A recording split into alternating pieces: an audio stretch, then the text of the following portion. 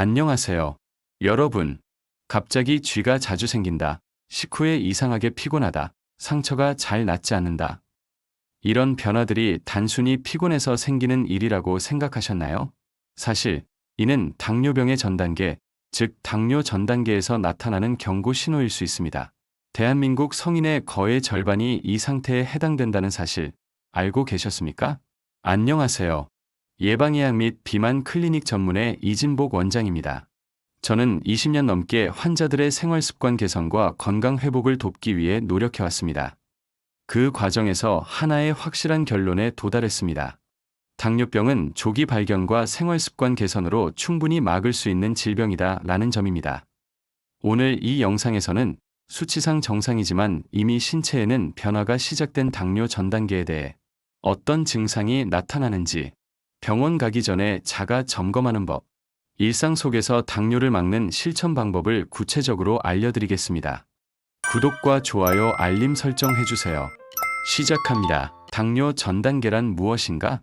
당뇨병은 혈당 수치가 일정 기준 이상으로 높아진 만성 질환입니다. 하지만 그 전 단계가 있습니다. 바로 당뇨 전 단계입니다. 당뇨 전 단계는 혈당이 정상이 아니지만 아직 당뇨병 진단을 받기 전의 상태를 말합니다. 현재 우리나라 성인의 약 1,500만 명이 이 범주에 포함됩니다. 이는 거의 전체 성인의 절반에 해당하는 숫자입니다. 이 상태가 중요한 이유는 증상이 없기 때문에 대부분 모르고 지나친다는 점입니다. 하지만 이 상태에서도 이미 장기 손상이 시작되고 있습니다. 당뇨 전 단계를 방치하면 어떻게 될까? 가장 큰 위험은 진짜 당뇨병으로 발전하는 것입니다. 실제로 당뇨 전 단계 환자의 절반은 5년 이내에 당뇨병으로 진행된다는 연구 결과가 있습니다. 그리고 더 심각한 문제는 당뇨 전 단계 상태에서도 망막 손상, 신경 손상, 신장 기능 저하 등 당뇨병에서 나타나는 합병증이 이미 시작될 수 있다는 점입니다. 따라서 이 단계에서의 관리가 무엇보다 중요합니다. 몸이 보내는 당뇨 전 단계의 이상 신호들. 당뇨 전 단계는 자각 증상이 거의 없기 때문에 몸이 보내는 미세한 신호에 주목해야 합니다. 심한 식곤증, 단순한 졸림이 아니라 식사 후 너무나 피곤해서 일상생활에 지장이 생길 정도의 극심한 졸음과 무기력감이 반복된다면 주의가 필요합니다. 만성 피로와 무기력, 아무 이유 없이 매일 피곤하고 잠을 자도 피로가 풀리지 않으며 평소보다 집중력이나 의욕이 저하되었다면 혈당 이상을 의심해 볼 수 있습니다. 식탐 증가와 폭식, 평소보다 더 자주 배가 고프고 특히 단 음식에 대한 강한 욕구가 생기거나 음식을 과하게 섭취하게 된다면 이는 인슐린 저항성과 관련된 신호일 수 있습니다.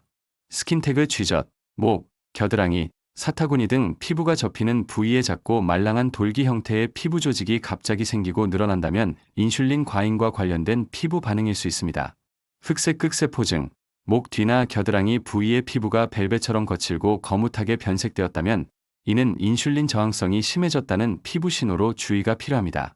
상처 회복 지연, 작은 상처가 평소보다 훨씬 오래 지속되거나 쉽게 덧나고 아물지 않는다면 혈당 조절에 문제가 생기고 있다는 중요한 신호입니다. 이러한 증상들이 하나라도 해당된다면 병원에서 간단한 혈당 검사를 받아보시는 것이 좋습니다. 자가 진단 및 조기 검사 방법. 당뇨 전 단계는 다음과 같은 수치로 확인할 수 있습니다. 공복 혈당 100에서 125mg, 당화 혈색소 5.7에서 6.4%, 식후 혈당이 140에서 199mg. 또한 허리둘레도 중요한 지표입니다. 남성 90cm 이상, 여성 85cm 이상이면 복부 비만으로 인해 당뇨병 위험이 높아집니다. 요즘은 24시간 혈당 측정기를 통해 혈당 변화를 정밀하게 추적할 수 있습니다. 특히 식후 1에서 1.5시간 경과 후 혈당을 측정하여 혈당이 급격히 오르는 혈당 스파이크 여부를 확인하는 것이 중요합니다. 당뇨 전 단계에서 벗어나는 핵심 전략 5가지. 첫 번째, 체중 감량. 현재 체중의 5에서 10%. 예를 들어 체중이 70kg인 성인이라면 3.5에서 7kg만 감량해도 혈당과 당화혈색소 수치가 눈에 띄게 개선됩니다. 체중 감량은 인슐린 감수성을 높이는 가장 확실한 방법 중 하나입니다. 두 번째, 운동 습관 만들기. 식후 20분에서 30분 정도의 가벼운 걷기만으로도 혈당 상승을 효과적으로 억제할 수 있습니다. 여기에 주 3회 이상의 근력 운동을 병행하면 근육량이 증가하면서 혈당을 흡수하는 능력도 함께 향상됩니다. 세 번째, 정제 탄수화물 줄이기. 흰쌀, 밀가루, 설탕이 들어간 과자, 빵, 탄산음료 등의 섭취를 줄이는 것이 중요합니다.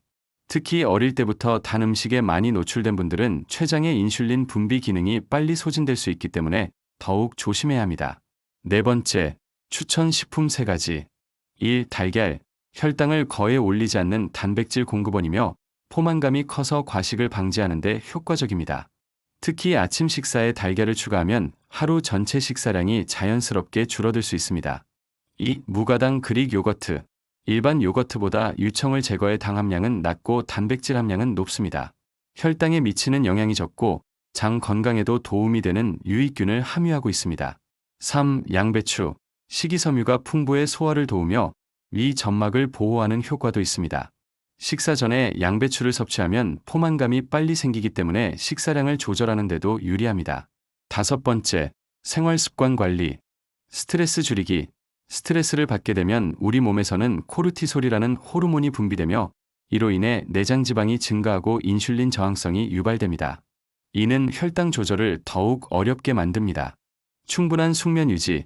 수면이 부족하면 몸의 회복 능력이 떨어지고 특히 자율신경계의 불균형으로 인해 혈당 수치가 들쑥날쑥하게 변동하는 경향이 있습니다.